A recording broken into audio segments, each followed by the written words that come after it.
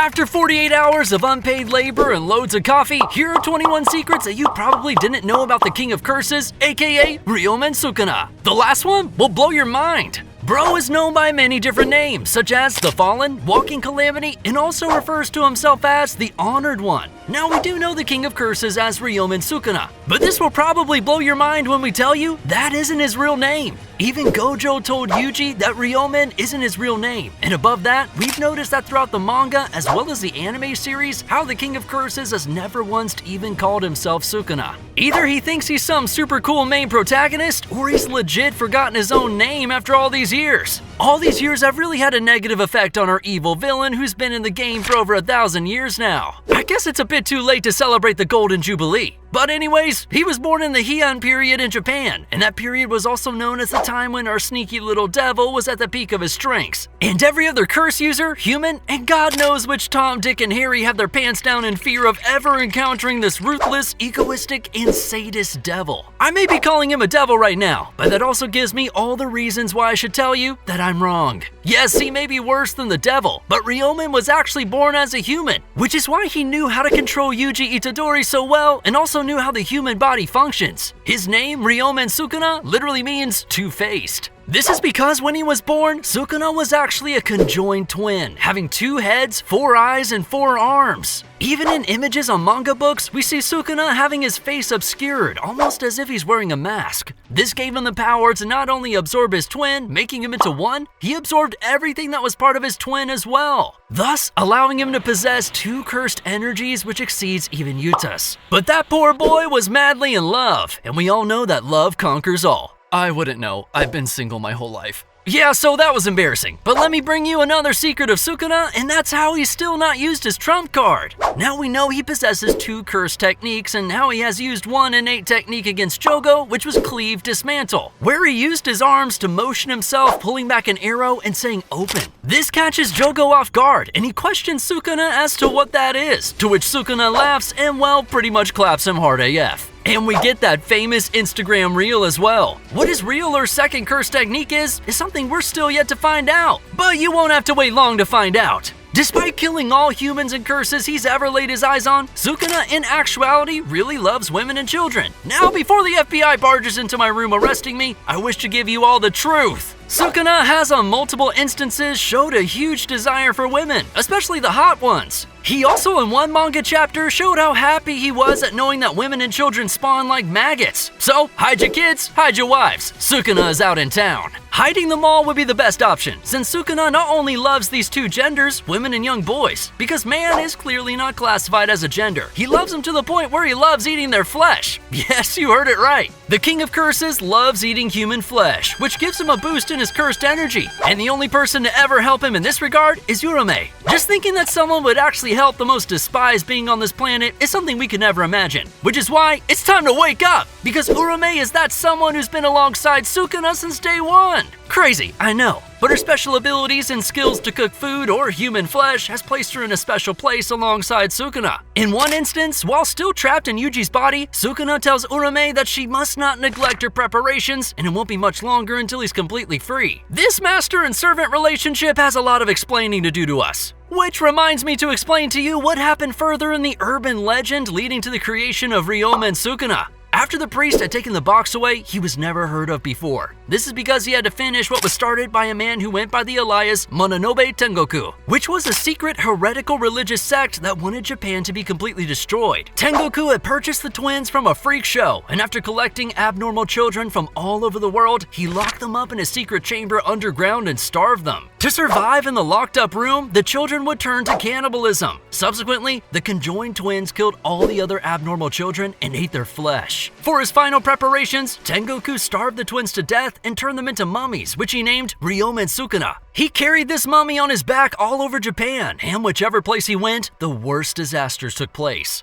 After the last disaster, which took place in 1923, which was the Great Kanto earthquake, killing 142,800 people, Tengoku slashed his own throat in front of the mummy, and with his own blood wrote on the mummy, "Japan must perish." Talk about taking his dedication to the next level. What level Sukuna is on is something we'll never know. We know that he's the strongest curse user this world has ever seen, and Gojo Satoru is almost as powerful as him. And it's even been said that Gojo was more feared by the curse spirits and other Jujutsu sorcerers during his time than when Sukuna was in his prime. Now that may be true, but here's the catch. In the Heian period, sorcery was at its peak, with the likes of Sugawara no Michizane, ancestor of both Gojo and Yuta, Kenjaku, Taira no Masakado, and Emperor Sutoku, who were the three vengeful spirits of Japan, and multiple other strong sorcerers and cursed spirits. It was during this time that Sukuna reigned over all of them and still came out victorious. It reached a point where the dead would strike deals with Kenjaku to come back to life for another chance to battle Sukuna, and he killed them all. Keeping that in perspective, we now see Gojo Sensei, who lives in an era where the cursed spirits and sorcerers are not as powerful as they once were in the past, which is why he's more feared in his era than Sukuna was. This doesn't cut out the fact that Sukuna isn't in any way weaker than Gojo, and we saw his powers when he fought Jogo, who was compared to be equal to 8 or 9 of Sukuna's fingers. And after clapping the nuts off of Jogo, Sukuna went for second helpings against Mahoraga, who is the most uncontrolled Shikigami in the history of the 10 Shadow techniques. But Sukuna destroyed Bro without breaking a sweat. Till now, we've witnessed how untouchable and invincible the King of Curses is. But the main question is, how did Ryoma and Sukuna even get killed or sealed up in the first place, leaving behind nothing but 20 fingers? My mouth is sealed to the very end for you to know how this even happened. Trust me when I say, the reality behind this story is a kicker. My mouth may be sealed, but Sukuna's isn't. This guy knows how to get under people's skin and quite literally got under Yuji's. It doesn't come to us as a surprise that Yuji Itadori has the brain the size of a cucumber and can be easily manipulated, but it's the way Sukuna tricks him into a binding vow when Yuji died that would allow him to heal Yuji in exchange for allowing Sukuna to take control for 1 minute whenever he said the keyword, "Enchain."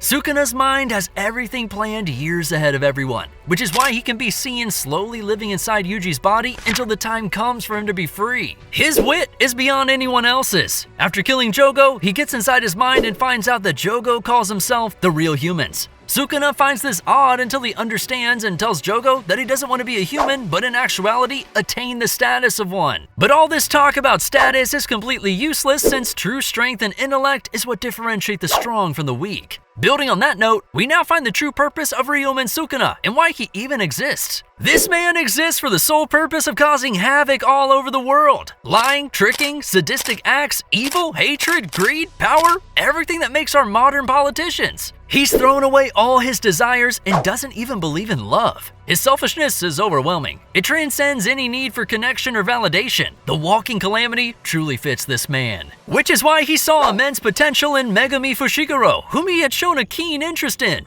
Fushigaro's insanity at times when he goes all out during his attacks and domain expansions is something that Sukuna finds similar to himself. And this has led Sukuna to actually go out of his way and save Fushigaro's life when going head to head with Mahoraga. Saving Fushiguro isn't really out of the kindness of his heart, mind you. Sukuna is anything but kind. He likes to plan years ahead, and this is why his true intentions were to use Fushiguro as a vessel in the future for himself. In the Culling Game arc, we see Sukuna forcing himself on Fushiguro. No, wait, that was phrased very wrong. What I meant to say was, he forced himself out of Itadori to get into Fushiguro. God, I hate my mind so much. In short, he saw Megumi as the perfect candidate for himself. This fact has made me seem like a war criminal. Talking about wars, Sukuna has caused the loss of thousands of lives during the Heian era, but this death will shock you. Despite him being a whole-ass war criminal, Sukuna is surprisingly worshipped. A festival is celebrated where people in Yorozu's town pray to Sukuna for better harvest. Yorozu instantly falls in love with Sukuna and tries to love on him,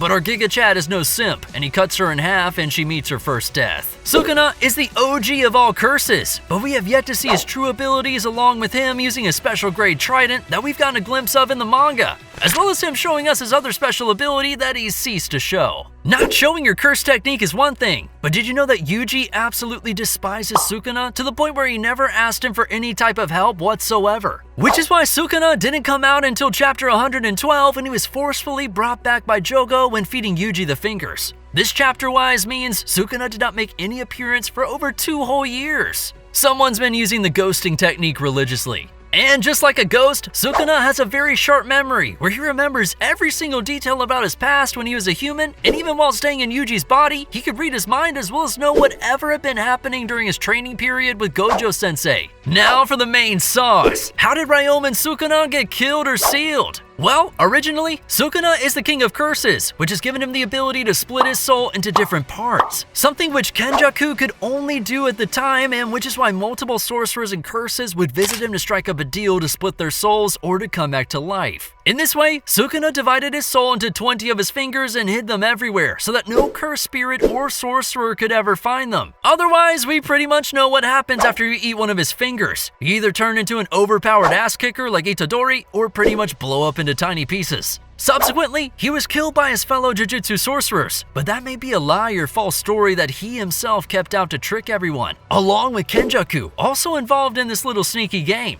We know for a fact that no one in Jujutsu Kaisen history has ever been able to defeat Ryomen Sukuna in a battle. He's been locked up, cursed, and fought in multiple battles, but has till now never been defeated. Gojo-sensei is by a matter of fact able to defeat Sukuna, or he says he can, but our Blue Eyes hottie is spending quality time in the prison realm. So until he finds a way to get out and have a battle with the King of Curses, we will keep that little assumption on the sidelines. And with that, this ends our 21 secrets you didn't know about Daddy Sukuna. And this next fact may shock you, but we did find out that Sukuna doesn't have the best moral compass. Slap on my face and call me Gojo-sensei. Because it's now time for you to subscribe to our channel. And don't forget to leave some good spicy sauce in the comments for the next big video I should make.